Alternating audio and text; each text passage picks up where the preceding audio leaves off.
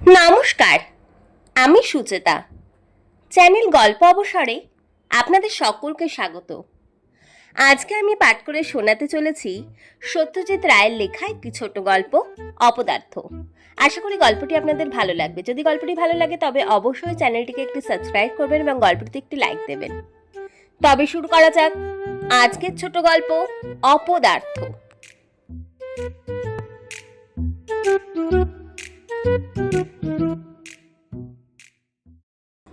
অপদার্থ কথাটা অনেক লোক সম্বন্ধে অনেক সময়ই ব্যবহার করা হয়ে থাকে। যেমন আমাদের চাকর নবকেষ্ট, এই নব, তুই একখান অপদার্থ। হ্যাঁ, এই কথাটা ছেলেবেলায় মার মুখে অনেকবার শুনেছি।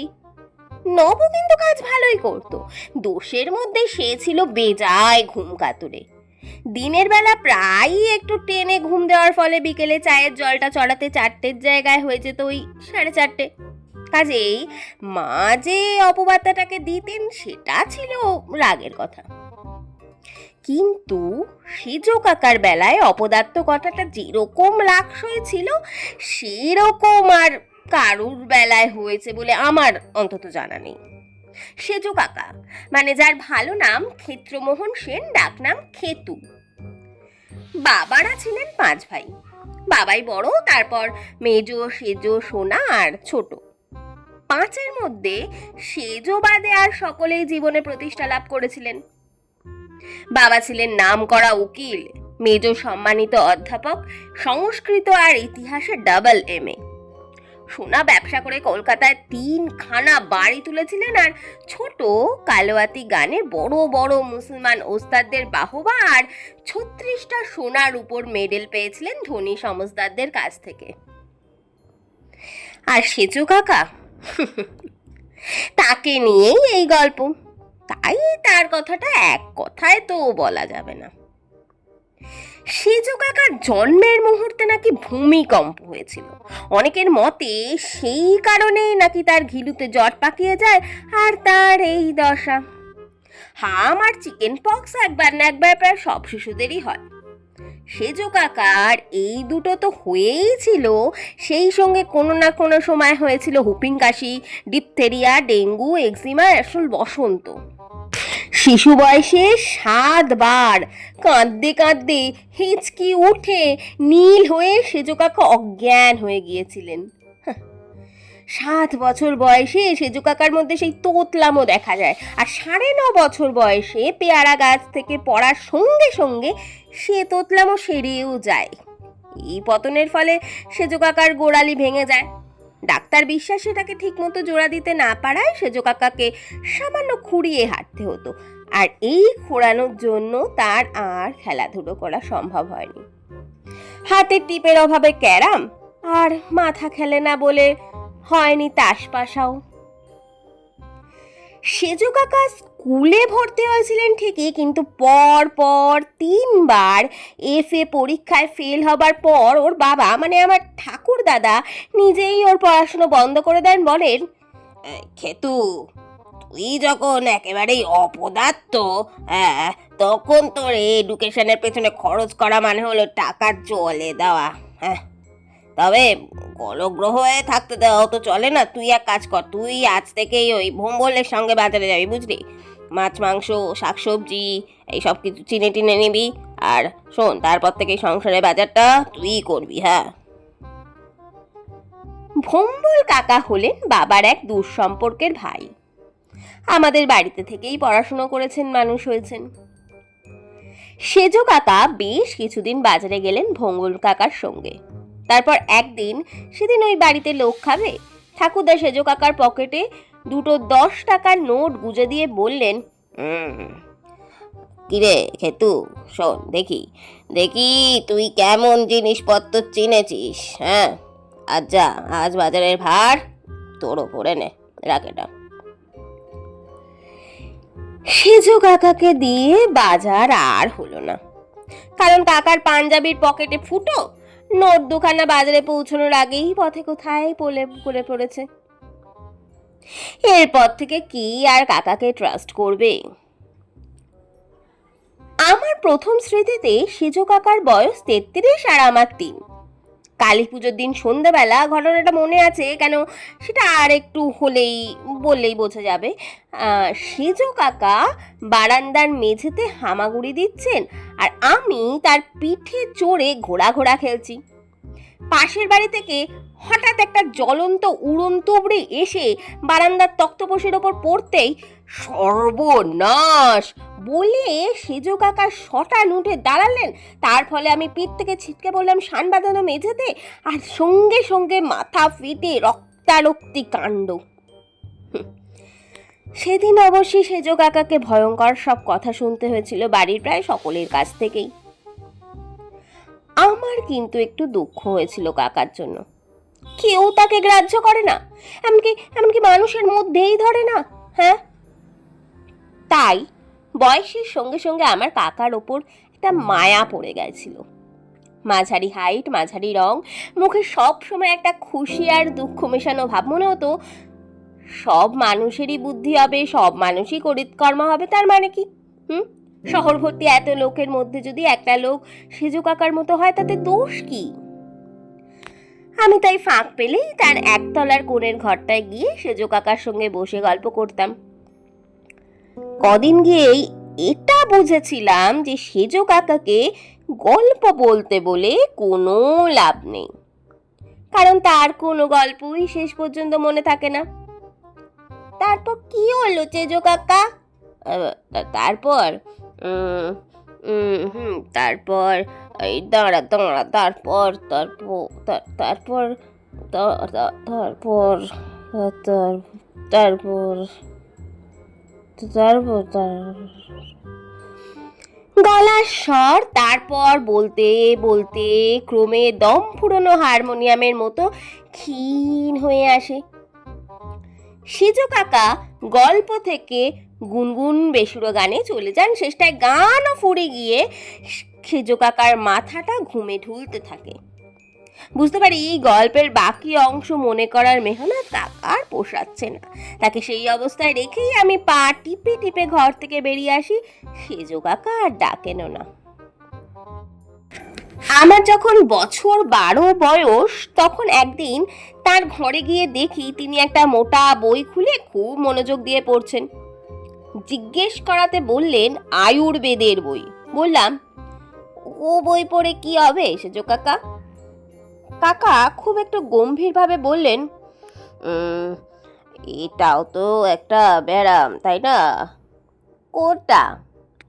এই যে আমার দ্বারা কিছু হবে না, এই কিছু মনে থাকছে না, এই কিছু মাথায় ঢোকে না, এটা নিশ্চয়ই একটা রোগ। কি আর বলবো? বললাম, তা তো হতেই পারে সেজো কাকা। তাহলে এর চিকিৎসা হবে না কেন? তুমি নিজেই চিকিৎসা করবে নাকি? আমি জানতাম যে সেজো কাকার এই অপদার্থতার জন্য তাকে ডাক্তার দেখানোর কথা কেউ কোনোদিন ভাবেনি। সত্যি বলতে কি, ওর ছেলেবেলার সেই একগাড়া ব্যারামের পর ওর আর বিশেষ কোনো অসুখ টসুখ করেনি। স্বাস্থ্যটা ওর মোটামুটি ভালোই ছিল। সেজো কাকা বলে চললেন, চকবাজারের ফুটপাতে বইটা পড়েছিল, 10 আনা দিয়ে কিনে এনেছি, বোধহয় কাজে দেবে মনে হচ্ছে। আমার ব্যারামের জন্য বুঝলি এই আয়ুর্বেদিক চিকিৎসা আছে, দেখতে হবে। 2 দিন বাদে তখন বর্ষাকাল। বিকেলে সেজো কাকার ঘরে গিয়ে দেখি উনি বেরোবার তোড়জোড় করছেন। পায়ে ক্যাম্বিসের জুতো, মালকোচা মেরে পড়া ধুতি, গলায় জড়ানো সুতির চাদর আর হাতে ছাতা। বললেন, বটচাঁচপাড়ায় ওই ভাঙা শিব মন্দিরটা আছে না, পিছনে একটা গাছ আছে, খবর পেয়েছি বুঝলি, আর ওর শেকড় আমার চাই, ওইটা পেলেই ব্যাস নিশ্চিন্তি একেবারে। সেজো কাকা বেরিয়ে পড়লেন। আকাশ ঘোলাটে হয়ে আসছে। তেমন বৃষ্টি নামলে কাকার প্ল্যান ভেস্তে যাবে। আমি ঘন্টাখানেক নিচে ঘুরঘুর করে দোতলায় নিজের ঘরে চলে গেলাম। দক্ষিণের জানলা দিয়ে রাস্তার সামনেটা দেখা যাচ্ছে। বৃষ্টি নামলো না। সন্ধে যখন হব তখন দেখি সেজো কাকা ফিরছেন। দুদার করে নিচে নেমে সদর দরজার মুখে কাকার সঙ্গে দেখা। কি গো পেলে শিকড় পেলে? না রে, ভুল হয়ে গেল। এটা এটা টর্চ নিয়ে যাওয়া উচিত ছিল বুঝলি, জায়গাটা যা জংলা আর বিজয় অন্ধকার। কিন্তু ওটা কি? কাকার কথার মধ্যেই চোখ পড়েছে আমার কাকার খদ্দেরের পাঞ্জাবির বুকে লাল রঙের ছোপ। তাই তো, এটা কি রে? এটা তো খেয়াল করিনি এতক্ষণে। কি এটা? কি দেখ তো। পাঞ্জাবি খুলতেই বেরোলো একটা জোক। ভীম যেমন দুর্যোধনের বুকের রক্ত খেয়েছিল, তেমনি ইনি সেজো কাকার বুকের রক্ত খেয়ে ফুলে ঢোল। টোকা দিতে টপ করে মাটিতে পড়ে গেল। কিন্তু একটা জোকে আর সেজো কাকার কি হবে? কাঁধ, কনুই, কোমর, পায়ের গুল, হাঁটু, গোড়ালি সব জায়গা মিলিয়ে 14টা যোগ বেরোলো কাকার গা থেকে। 5-6 আউন্স রক্ত যে তার আজ খোয়া গেছে তাতে কোনো সন্দেহ নেই। বলা বাহুল্য, তার আয়ুর্বেদ চর্চাও এই একটি ঘটনাই দিল বন্ধ করে। পড়াশোনায় আমি ছিলাম রীতিমতো ভালো। আমাদের এফএ এন্ট্রান্সের যুগ শেষ হয়ে ম্যাট্রিক চলছে, পরীক্ষা। বিশ্ববিদ্যালয়ের 3rd হয়ে বিজ্ঞান পড়ব বলে চলে এলাম কলকাতায়। হস্টেলে থেকে এমএসসি পর্যন্ত পড়ে পদার্থবিজ্ঞানে ফার্স্ট ক্লাস ফার্স্ট হয়ে চলে যাই আমি আমেরিকায়। শেষ পর্যন্ত গবেষক হিসাবে আমার বেশ খ্যাতি হয়। শিকাগো বিশ্ববিদ্যালয়ে অধ্যাপক ও গবেষণার কাজ আমি একসঙ্গেই চালাতে থাকি।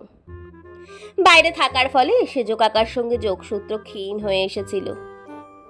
একবার তখন আমি সবে অধ্যাপনা শুরু করেছি, মার চিঠিতে এক অদ্ভুত খবর পেলাম, সেজো কাকা নাকি ফিল্মে অভিনয়ের সুযোগ পেয়েছেন। এখানে বলি যে সেজো কাকার সঙ্গে স্বামী বিবেকানন্দ চেহারার একটা বিশাল সাদৃশ্য ছিল। দেহের গঠন মোটেই এক নয়। সেজো কাকা ছিলেন 5 ফুট 6 ইঞ্চি, তবে নাক, চোখ, মুখের সাদৃশ্য সকলের চোখেই ধরা পড়ত।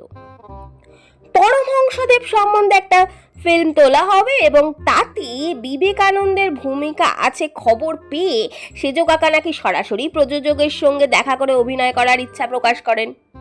চেহারায় মিলের জন্য পার্টটা পেতে নাকি তার কোনো অসুবিধা হয়নি। কিন্তু সপ্তাহখানেক বাদে আর একটা চিঠিতে জানলাম কাকা নাকি ছবি থেকে বাদ হয়ে গেছেন। হবেন নাই বা কেন? ঘর বন্ধ করে প্রাণপণে পাঠ মুখস্থ করা সত্ত্বেও 1 নম্বর দৃশ্যে রামকৃষ্ণের কথার উত্তরে বিবেকানন্দের মুখ থেকে যদি 3 নম্বর দৃশ্যের উত্তর বেরিয়ে পড়ে, তাহলে তাকে আর কিভাবে কাজ চলে? অর্থাৎ ফিল্ম অভিনেতা হিসেবেও তিনি অপদার্থ। সেটা সেজো কাকা প্রমাণ করে দিয়েছেন।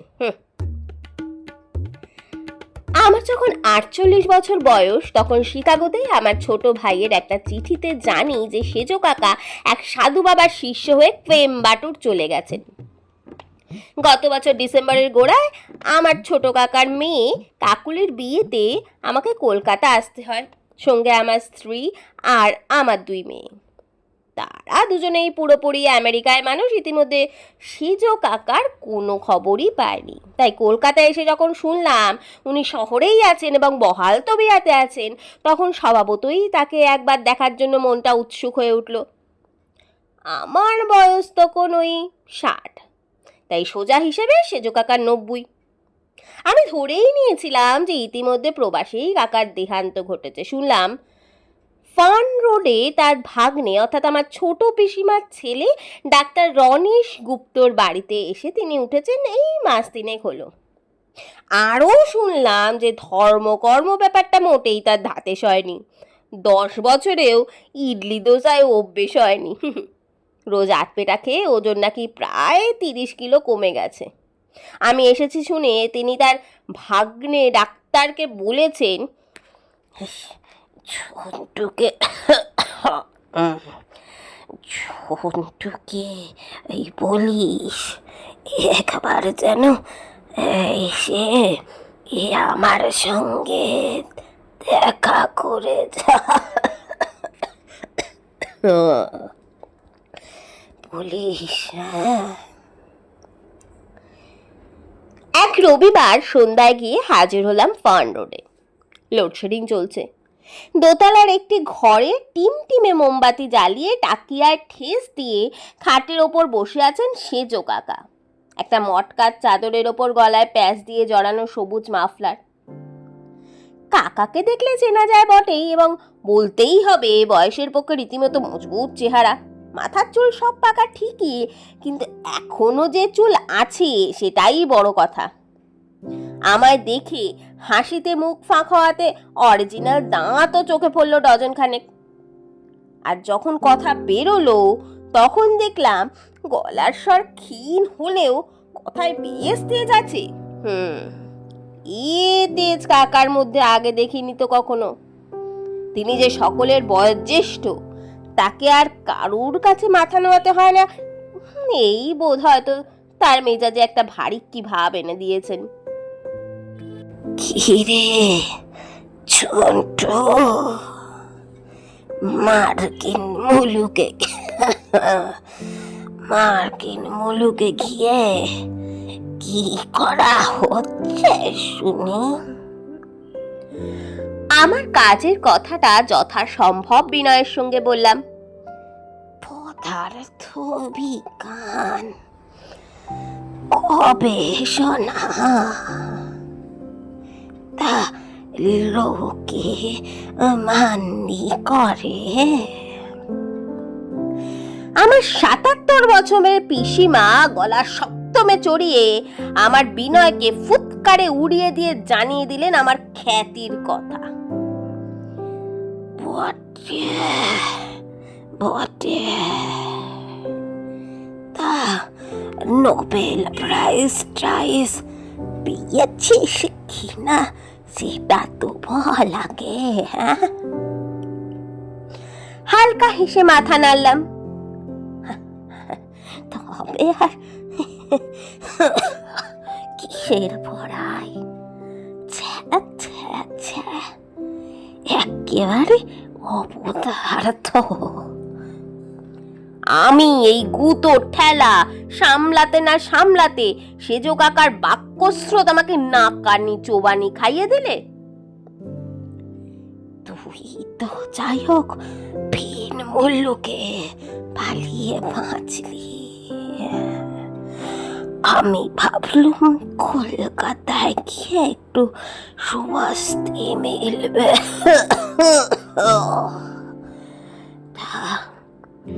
জীবনের এই শেষ কটা দিন তবু আপন জনের সান্নিধ্যে কাটবে। তা এসব কি হচ্ছে বলতো? শকুনির করে তো হাড় পাঁজরা বার করে দিয়েছে শহরটার। দিনে 10 ঘন্টা বিজলি নেই, শ্বাস টানলে ধোয়া ধুলোয় প্রাণ অতিষ্ঠ।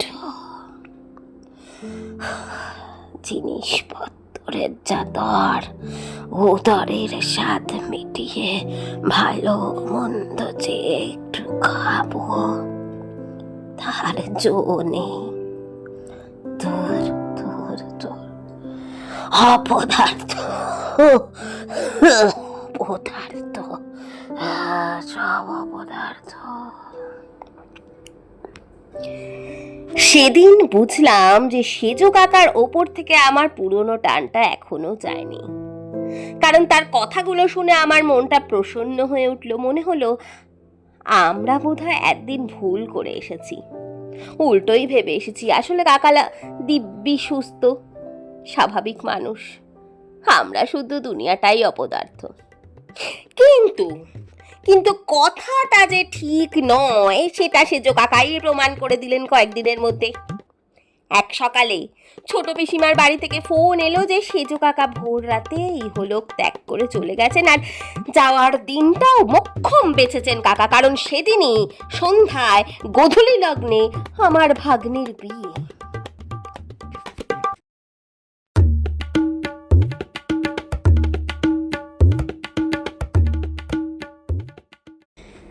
ধন্যবাদ।